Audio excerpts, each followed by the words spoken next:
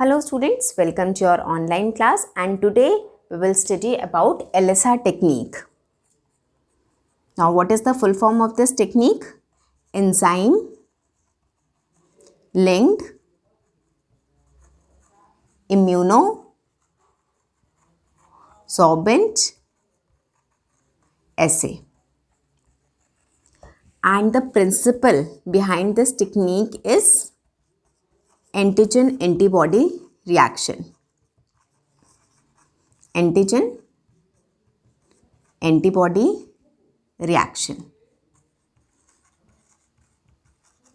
अब हम करते हैं कि इस टेक्निक में हम क्या करते हैं एक्चुअली और कैसे हम पता लगाते हैं कि हमारी बॉडी में कोई एंटीजन प्रेजेंट है या नहीं है.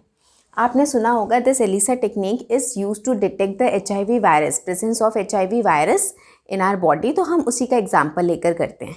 अब आपको पता है जो HIV वायरस होता है, this is the RNA of the HIV virus. ये उसका रिवर्स ट्रांसक्रिप्टेज एंजाइम और इसके बाहर क्या होता है, एक प्रोटीन कोट होता है and it has some glycoprotein hair.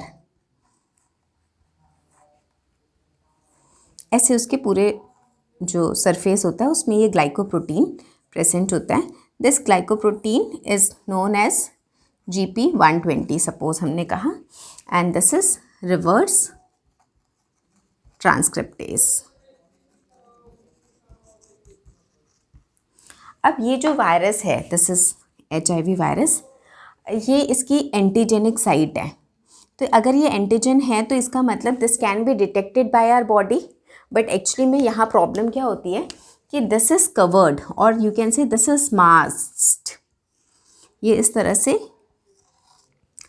Mask होता है जिसके कारण हमारी बॉडी इसे बहुत जल्दी डिटेक्ट नहीं कर पाती.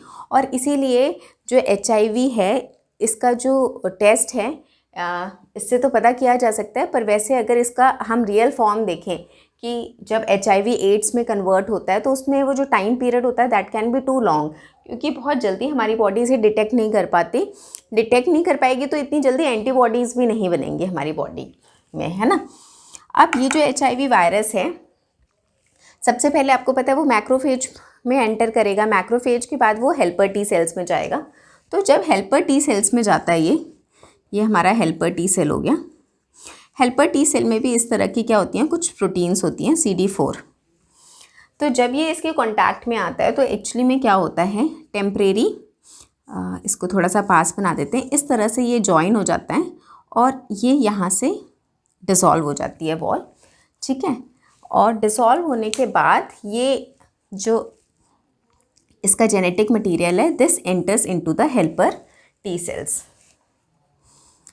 अब जितनी देर के लिए ये जो ट्रांसफ़र है जेनेटिक मटेरियल का हो रहा है, सिर्फ उतनी ही देर में के लिए ये जो साइट है ये अनमास्क होगी. और अगर इस बीच में ये जो साइट है ये हमारी बॉडी के लिम्फोसाइट्स के कांटेक्ट में आ गई तो हमारी जो बॉडी है, लिम्फोसाइट्स जो हैं वो क्या बना लेंगे, इसके अगेंस्ट एंटीबॉडीज़ बना लेंगे. तो इसका मतलब कि अगर ये वायरस हमारी बॉडी में प्रेजेंट है तो बहुत ज़्यादा तो नहीं बट कुछ ना कुछ small amount of antibodies must be present in the blood.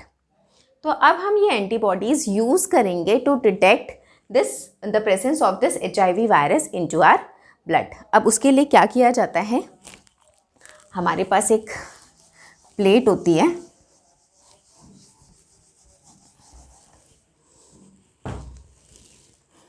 इस तरह से.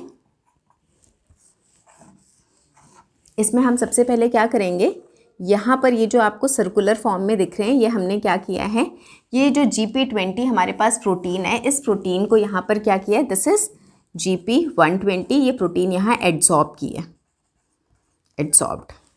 और जब हमने इसे एड्सॉर्ब करना है उसके बाद हमने क्या करना है इसको 24 डिग्री सेल्सियस पे अराउंड 30 मिनट्स के लिए हम इंक्यूबेट करते हैं. और these are known as wells. ये हमारी प्लेट हो गई और ऐसे ही सिमिलर यहाँ पर भी होगा. ठीक है. अब इसके बाद हम क्या करेंगे कि जो एंटीबॉडीज़ हैं, आपको पता है where are antibodies present in our blood, in the serum. तो we will take out the serum of the patient और उस सीरम को हम यहाँ पर डालेंगे। अगर तो उसकी बॉडी में क्या प्रेजेंट है, ये एंटीबॉडीज़ थोड़ी बहुत भी प्रेजेंट हैं, तो ये एंटीबॉडीज़ यहाँ पर क्या हो जाएंगी, ऐसे ज्वाइन हो जाएंगी। तो ये क्या हो गया, एंटीजन और एंटीबॉडी आपस में क्या हो गए, कंबाइन हो गए। अब ऐसे इन्हें डिटेक्ट करना क्या है, मुश्किल है। तो इन्हें डिटेक्ट करने के लिए क्या किया जाता है, एक एंजाइम होता है एल्कलाइन फॉस्फेटेज, कलर्ड एंजाइम है ये, ठीक है। तो हम ये एंजाइम इसके में डालते हैं।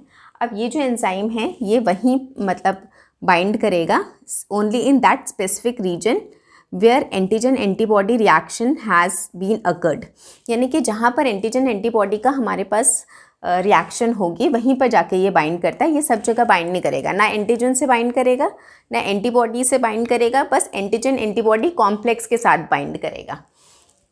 तो अब क्या हो गया, हमारे पास ये एंटीजन था, इसके ऊपर हमारे पास क्या है, ये एंटीबॉडी है और एंटीबॉडीज़ के साथ ये जो एल्कलाइन फॉस्फेटेज है ये बाइंड कर गया। And this is a coloured component. अब हम क्या करेंगे, स्पेक्ट्रोफोटोमीटर से इसे डिटेक्ट कर लेंगे कि अगर उसमें, क्योंकि ये कलर्ड है, तो अगर विजिबल रीजन में लाइट एब्जॉर्ब हो जाती है, इसका मतलब क्या है कि दिस एंटीबॉडी इज़ प्रेजेंट। और अगर एंटीबॉडी प्रेजेंट है तो वो एंटीबॉडी कहाँ से आई, ब्लड में, क्योंकि एंटीजन होगा ब्लड में, तो वो एंटीजन किसका है, HIV वायरस का है।